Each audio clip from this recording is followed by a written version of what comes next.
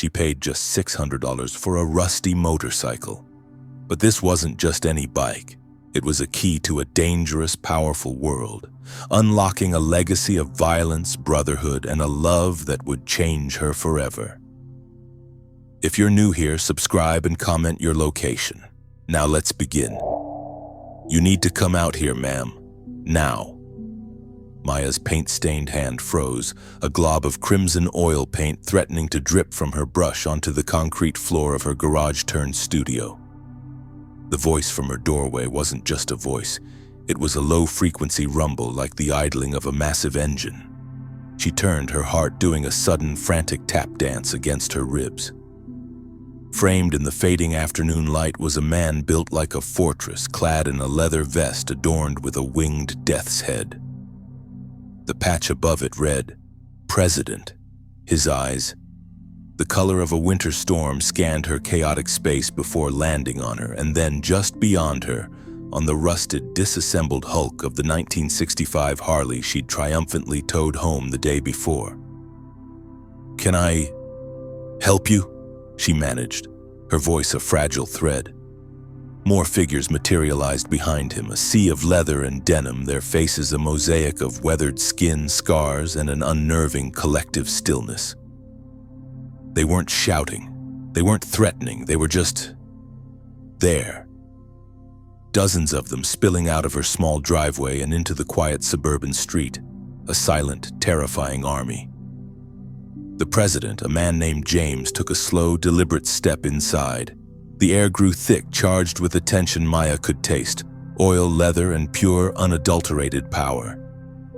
"The bike," James said, his voice dangerously soft. "Where did you get it?" A junkyard," she stammered, setting down her brush with a trembling hand. "Over in Oak Creek. I'm an artist. I was going to use it for a sculpture."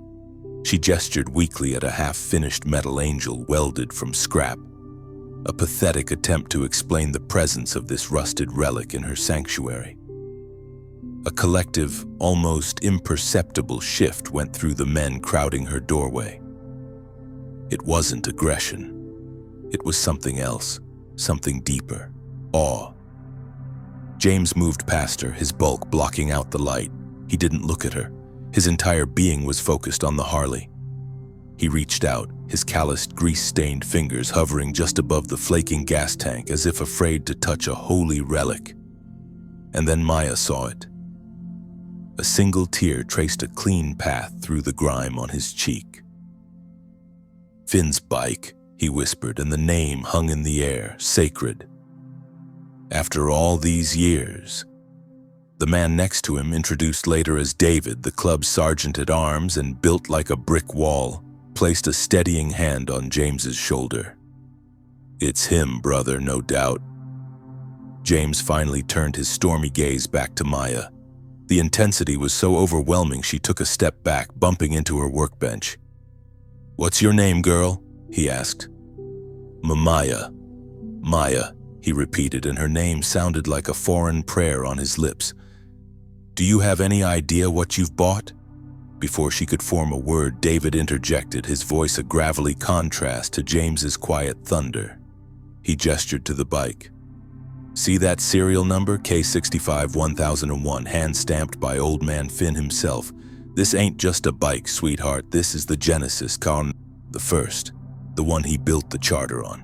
The one the Reapers stole from us in '78. We thought it was melted down to slag." The story tumbled out of them, right there in her grease-stained garage, surrounded by half-finished dreams. Old Man Finn, the visionary, the founding father. How he'd built not just a motorcycle, but a brotherhood, a code, an empire from this very frame. How its theft had been a festering wound for decades, a legend passed down to every new prospect. James's eyes never left hers. "Our Constitution, the one Finn wrote himself, is very clear. It's not just a piece of paper, it's our blood law." Chapter 1, Verse 1. "The spirit of the club resides in its first creation. The holder of the Genesis bike inherits a founding member's vote and a full share of all club holdings in perpetuity." Maya's mind reeled. A founding members vote, club holdings? This had to be a bizarre, elaborate dream. I don't understand. I just paid $600 for some rusty metal. A ghost of a smile, the first crack in his granite facade, touched James's lips. It transformed his face, revealing a handsomeness that was both devastating and dangerous. $600, he murmured, shaking his head, for the keys to our kingdom. He took a step closer, and the scent of him, leather, cold wind, and something uniquely male wrapped around her. The space between them crackled. It was terrifying and, to her utter shock, thrilling. "You own a piece of us now, Maya," he said, his voice dropping to an intimate timbre that vibrated deep in her bones. "Whether you want it or not." The next few hours were a surreal blur. The 80 Hells Angels didn't leave. Instead, with a quiet, military precision, they took over her life.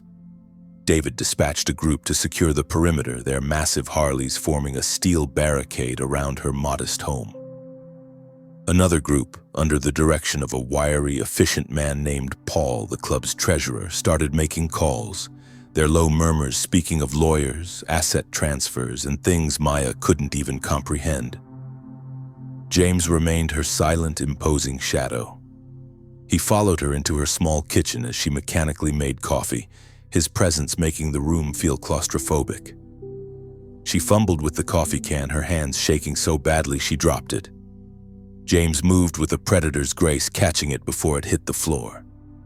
Their fingers brushed. A jolt, sharp and electric, shot up her arm. Her breath hitched. His eyes snapped to hers, the storm in them swirling with a new, potent intensity. He didn't let go of the can immediately. He held it, and by extension, her hand captive in that fleeting moment. "You're safe," he said, and it wasn't a platitude, it was a vow. "No one will touch you. No one will take what's yours." "What is mine exactly?" she asked, her voice barely a whisper. "Everything," he replied, his gaze dropping to her lips for a heartbeat before he released the can and turned away, leaving her trembling by the counter. Later that evening, the reality of her situation began to solidify, and with it, a cold dread. A sleek black sedan with tinted windows crawled past her house for the third time. James, who had been standing sentinel at her living room window, went perfectly still. He didn't need to say a word. David from the porch gave a sharp hand signal, and two of the biggest bikers she had ever seen peeled off from the group and followed the sedan on their roaring bikes, their intent clear and menacing. "The Reapers," James stated, coming to stand beside her. He didn't touch her, but she could feel the heat radiating from his body. "Word travels fast in our world. They know it's been found, and they know who has it." Terror, cold and sharp, pierced through her shock. "What are they going to do?" James finally looked at her, and the raw, unvarnished truth in his eyes was more frightening than any lie. "They're going to try to take it back, and they won't be as polite as we were." It was David who broke the tense silence that followed, his tone practical. "She can't stay here, James. This place is a fishbowl. No security. She's a sitting duck." James nodded, his jaw tight. "Pack a bag, Maya. Enough for a few days." "I'm not going anywhere with you," she said, a spark of her old defiance flaring. She was an independent woman, a struggler, but she was nobody's pawn. James turned to her fully, and the force of his will was like a physical pressure. "You are coming with me because that bike is now a part of you, and you are now a part of us. And we protect our own. It's not a request." The argument died in her throat. The look in his eyes wasn't one of a man giving an order to a subordinate. It was the look of a man who had just found something he thought was lost forever and would burn the world down to keep it safe. There was a ferocity there, a possessive edge that should have terrified her, but instead it ignited a dangerous answering fire in her own blood. She packed a bag. The club's compound wasn't what she expected. It wasn't some grim fortified bunker, but a sprawling property on the edge of town, a collection of well-kept buildings centered around a massive rustic lodge they called the Chapter House. Inside, it was all rich wood, leather furniture, and the faint, comforting smell of cigar smoke and whiskey. Photographs of gruff, smiling men and their motorcycles lined the walls, a visual history of a brotherhood. This was their sanctuary, and now it was hers. Her first dinner was a surreal, comedic affair. She was seated at the head of a long oak table, a place of honor, with James at her right hand. 80 hardened outlaws, these legends of fear and folklore, were trying their best to be hospitable. A giant of a man named Mark, with knuckles that looked like they'd punched through concrete, carefully pushed a basket of dinner rolls toward her. "You gotta eat, Miss Maya," he rumbled, his voice surprisingly gentle. "You're too skinny." Another, a younger, handsome biker named Daniel with a devilish grin, poured her a glass of expensive red wine. "Don't let the patches scare you," he winked. "Most of us are house-trained." There was laughter, rough but genuine. They told her stories about Finn, his crazy wisdom, his unshakable loyalty. The time he'd brokered peace with a rival club by winning a game of poker with a straight flush and a smile. They weren't just humanizing their founder, they were humanizing themselves for her benefit. And through it all, James watched her. His gaze was a constant, warm weight. She'd catch him staring, his eyes dark and unreadable, and when she met his look, he wouldn't glance away. He'd hold it, a silent conversation passing between them. It was a heady, intoxicating feeling, being the sole focus of such a powerful man's attention. Later that night, unable to sleep, she wandered out onto the balcony attached to the room they'd given her. It overlooked the compound's courtyard, where the Genesis bike now stood gleaming under a spotlight. It was no longer a rusty piece of scrap. The club's best mechanics had spent the evening reverently cleaning and polishing it, not restoring it to newness, but preserving its aged, legendary patina. She heard a footstep behind her and didn't need to turn to know it was him. "Can't sleep." James's voice was a soft rumble in the quiet night. "My life has been turned upside down in the span of 12 hours, she said, leaning on the railing. "It's a lot to process." He came to stand beside her, close enough that their arms almost touched. The night air was cool, but his proximity made her feel warm. "I know," he said simply. "This world, it's not for the faint of heart.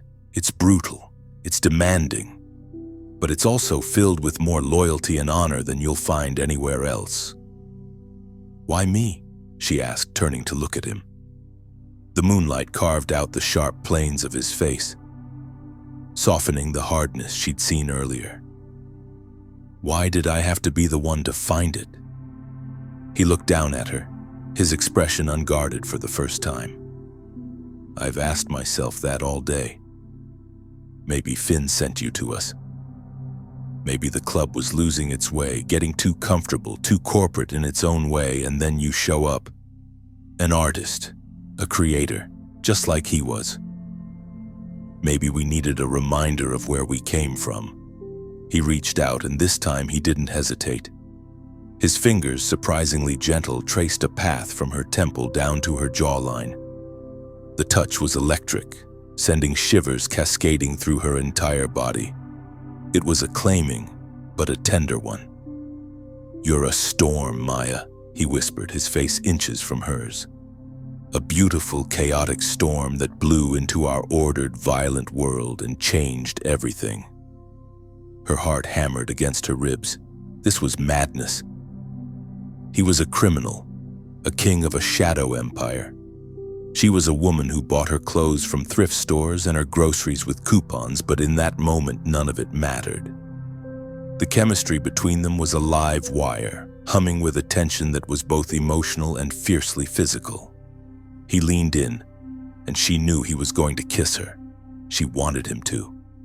God, how she wanted it. But at the last second, he stopped, his lips a breath away from hers. "This isn't why I brought you here," he said, his voice thick with a restraint that seemed to cost him dearly. "I know," she breathed. He pulled back, his hand dropping from her face, leaving her skin tingling. "Get some sleep, Maya. Tomorrow we have a church." "A church?" A slow, dangerous smile spread across his face. "A meeting. And you, my dear, have a vote." The next morning, the gravity of her new position settled in with the dawn.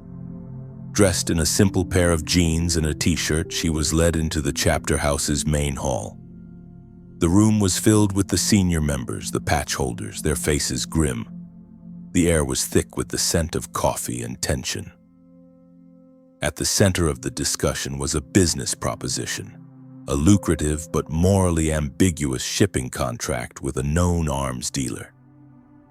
The money was astronomical, enough to secure the club's finances for years. But it came with risks, both from the law and from their own conscience. The arguments flew back and forth. David was for it, his pragmatic eyes seeing only the security it offered.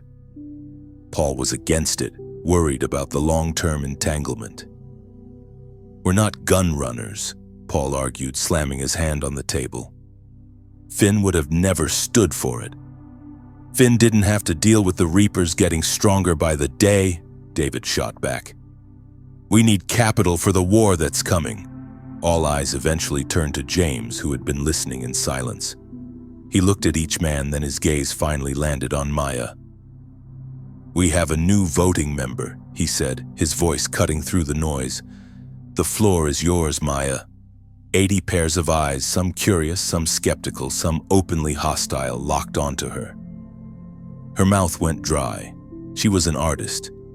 She debated the merits of abstract expressionism versus realism, not international arms trafficking. She thought of the stories they'd told her about Finn, his honor, his code. She looked at James and saw in his eyes not pressure, but a genuine curiosity. He wanted to know what she thought. She took a deep, shaky breath. I don't know anything about your business," she started, her voice small.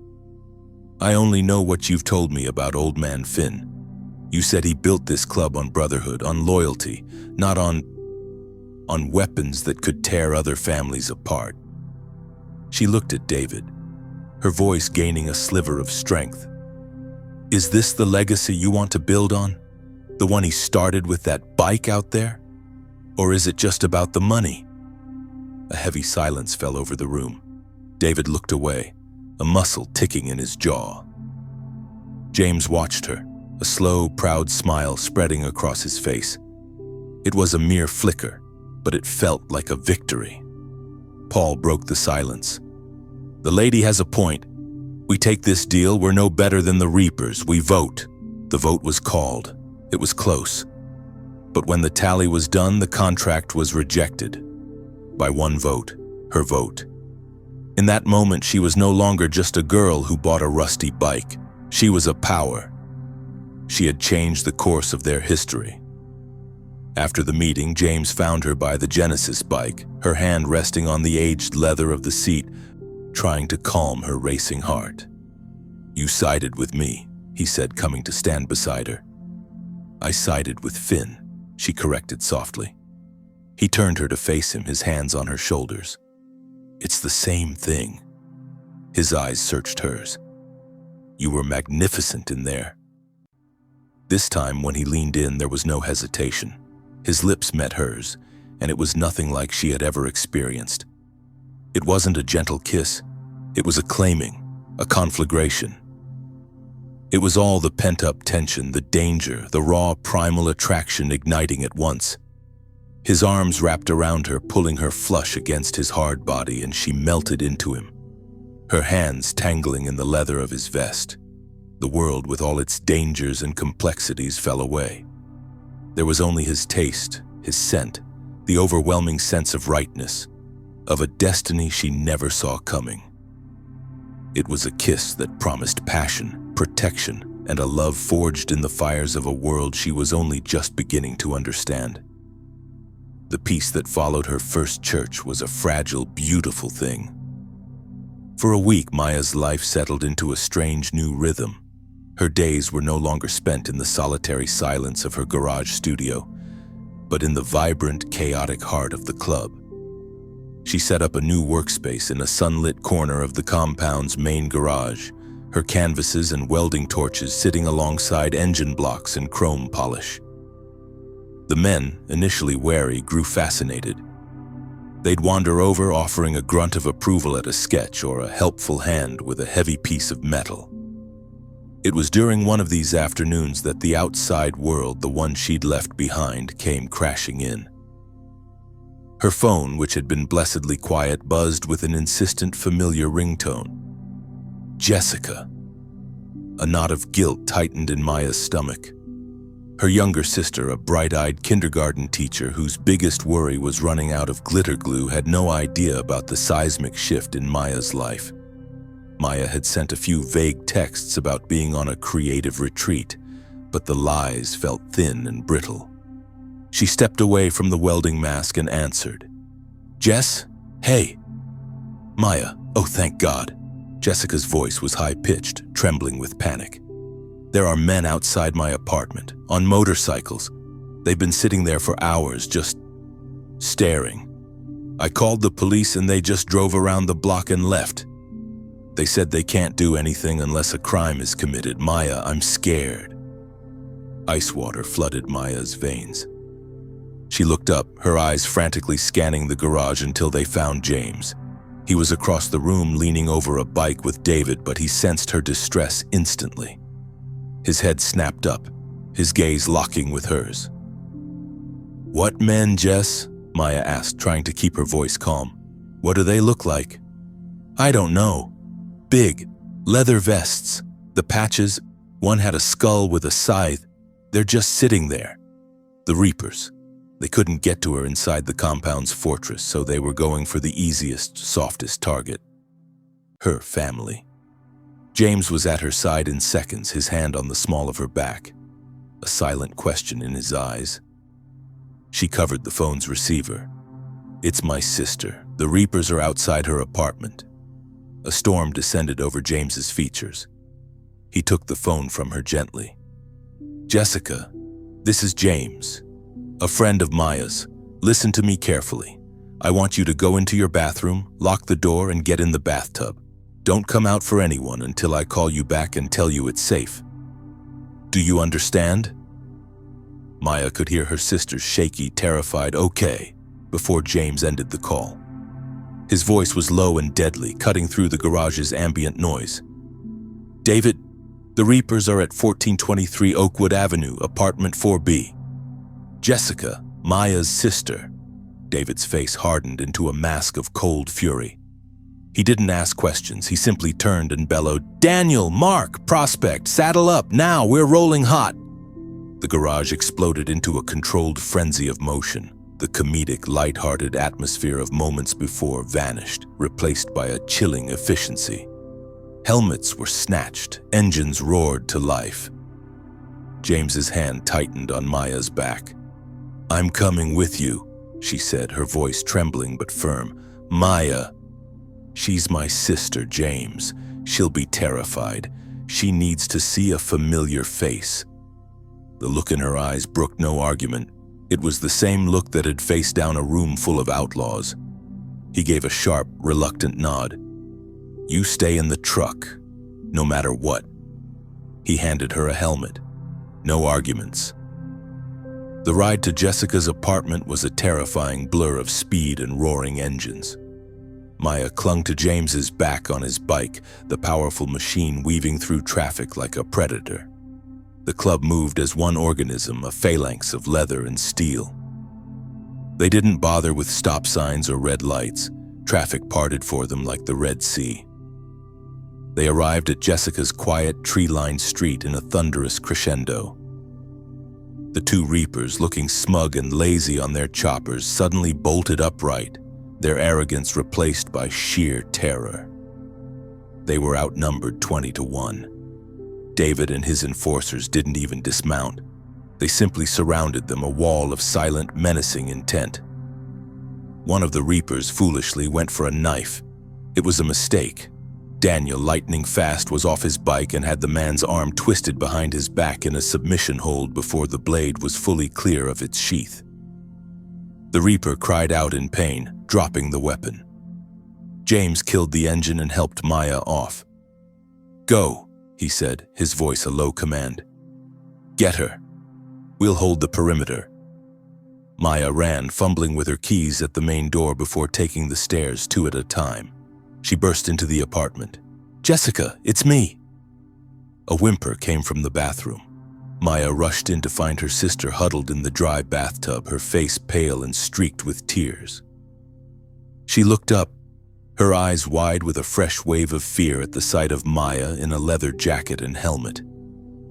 "Maya, what's happening? Who are those people?" "They're friends, Jess. You're safe now." Maya gathered her into a fierce hug, helping her out of the tub. "We need to go. You can't stay here." "Go where?" Jessica asked, her voice small and lost.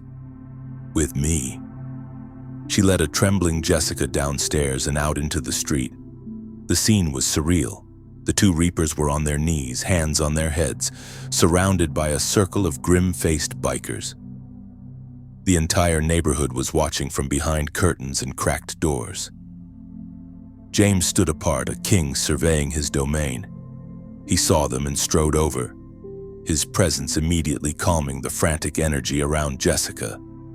"Jessica," he said, his voice surprisingly gentle. "I'm James. You're safe now. These men won't bother you again." He looked at David and gave a slight, almost imperceptible nod. David walked over to the kneeling Reapers. "You tell your boss," he growled, his voice like grinding stones. "You touch this family again. You look at this street again. And we won't be so polite. Now get the hell out of my sight." The Reapers scrambled onto their bikes and fled, the sound of their engines fading into a pathetic whimper compared to the club's dominant roar. James turned his attention back to the sisters. "Let's get you both home." "Home?" Jessica whispered, clinging to Maya. "Yes," Maya said, looking at James, a world of understanding passing between them. "Home." The car ride back to the compound was quiet, Jessica shell-shocked in the back seat.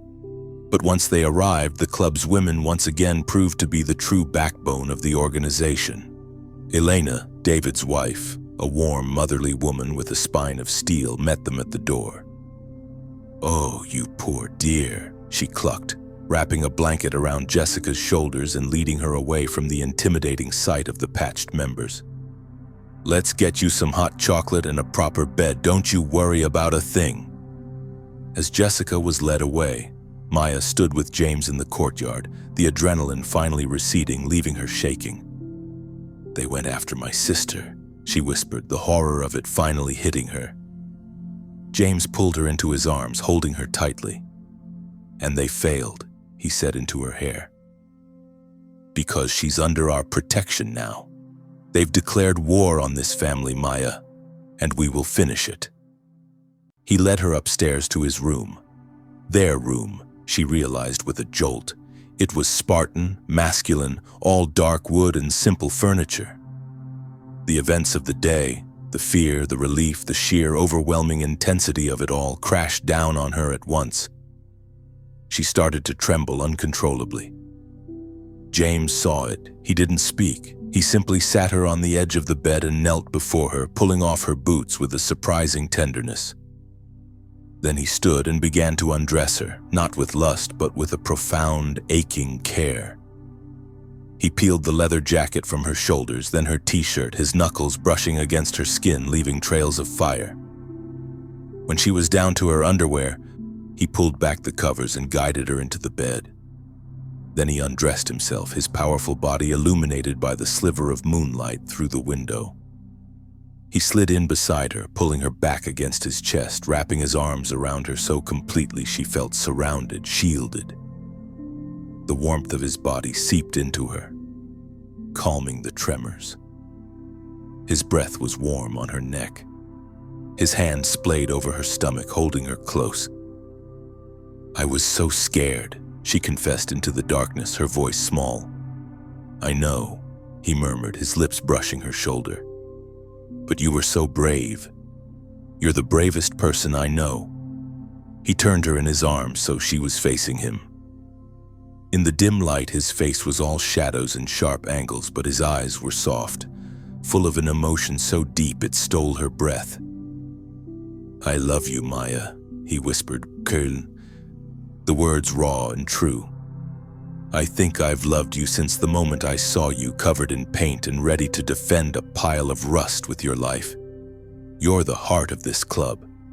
You're my heart." Tears welled in her eyes, spilling over. "I love you too, James." He kissed her then, but it was different from the hungry, claiming kiss in the garage. This was slow, deep, and soul-wrenchingly tender. It was a kiss of homecoming, of vows spoken in the silence. It was a kiss that held the promise of a future, a family, a life built together amidst the chaos. His hands roamed her body with a new kind of ownership, one born of love and protection, not just desire. He worshipped her with his touch, tracing the curve of her hip, the line of her spine, the swell of her breast. Every caress was a whispered promise, every sigh a shared secret. When he finally entered her, it was with a slow, deliberate reverence that made her cry out, not in passion, but in overwhelming emotion. It was a joining of souls, a physical manifestation of the bond that had been forged in a dusty garage and tempered in fire. They moved together in a perfect, timeless rhythm, the outside world and its dangers locked away. This was their sanctuary. This was their truth.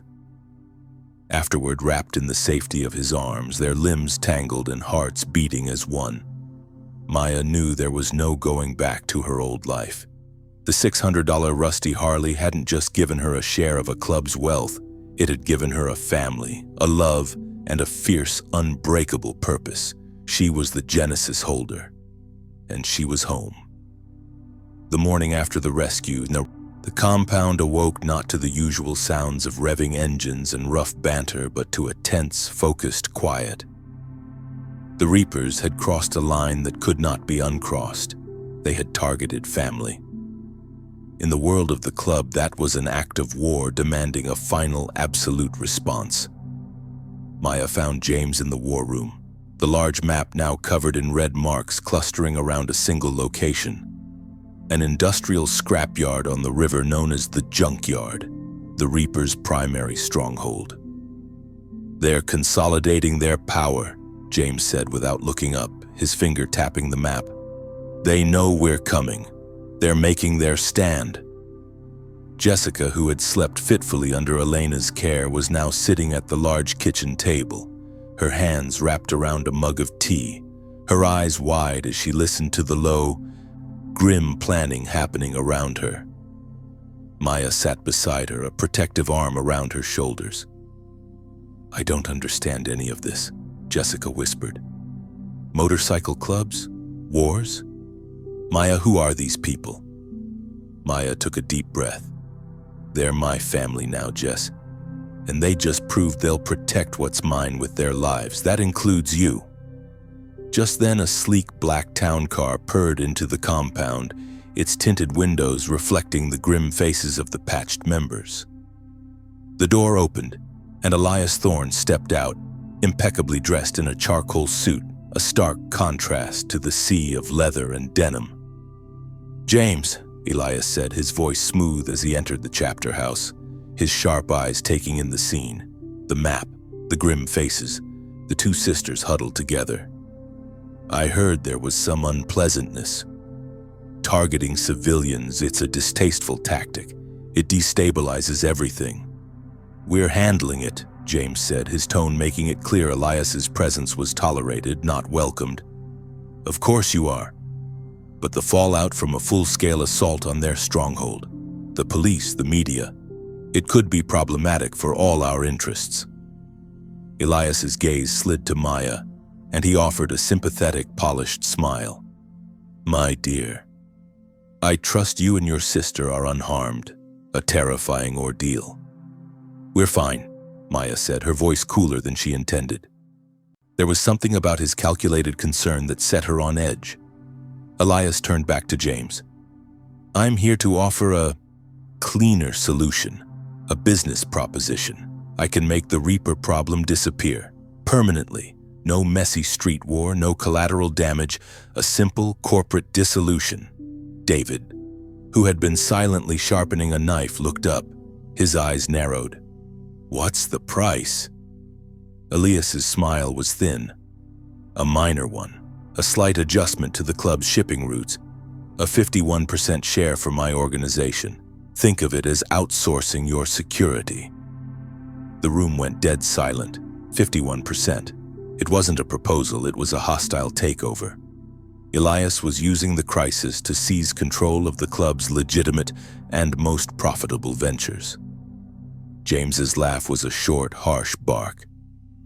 You want me to hand you our empire on a silver platter in exchange for you doing our dirty work?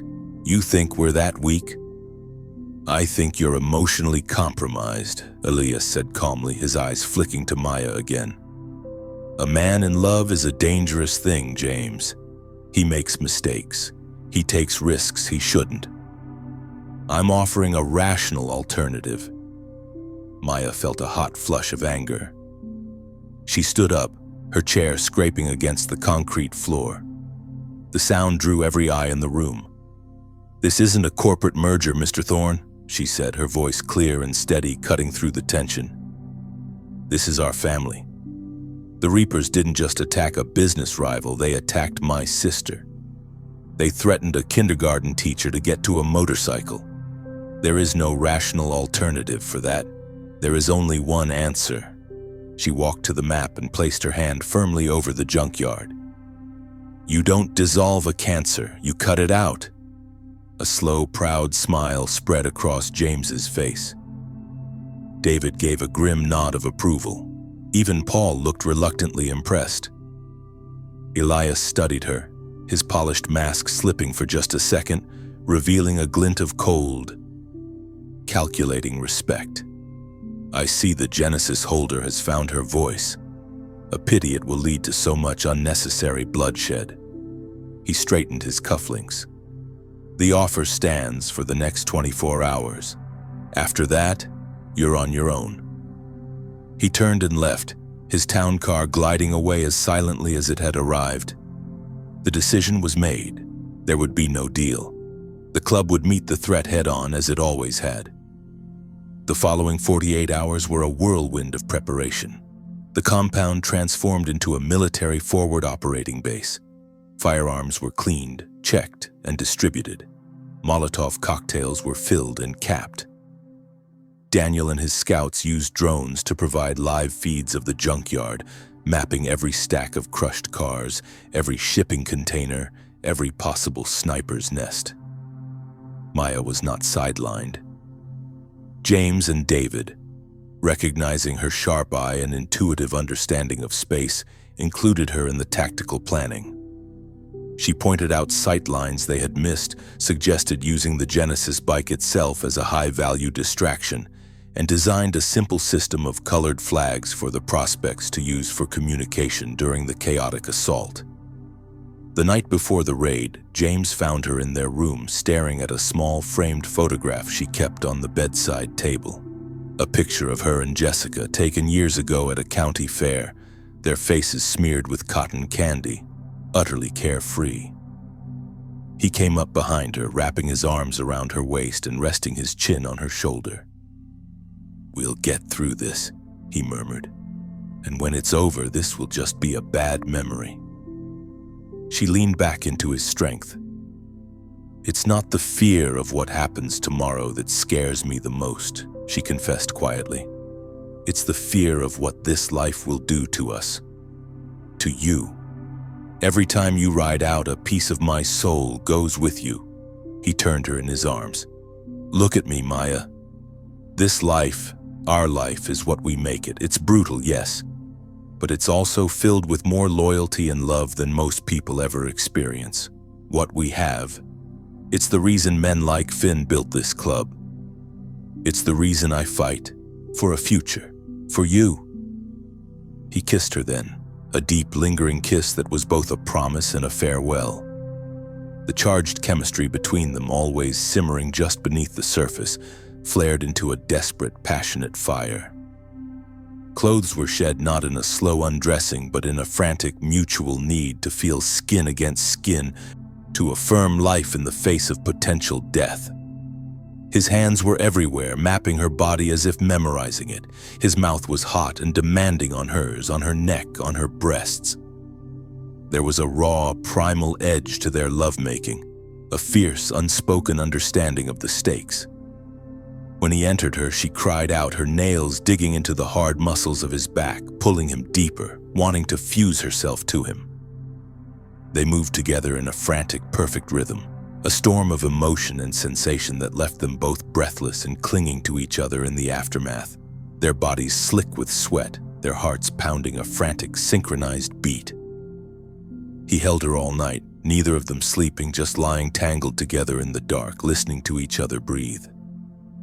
Dawn came, gray and cold. The entire club assembled in the courtyard. 80 men, a brotherhood bound by blood and oil, stood ready. James, wearing his cut over a tactical vest, addressed them. "Brothers," his voice rang out clear and hard. "The Reapers thought they could frighten us. They thought they could break us by targeting our family. They were wrong." A roar of approval went up. "Today, we remind them why our charter has stood for 50 years. We ride for Finn. We ride for the Genesis. We ride for our family. Today, we end this." The roar was deafening. Maya, standing with Jessica and the other women, felt the sound vibrate in her very bones. She watched as James swung his leg over his bike, his eyes finding hers across the sea of leather. He gave her a single, slow nod. A look of absolute, unwavering love and determination passed between them. Then, he kicked his engine to life. The sound was apocalyptic.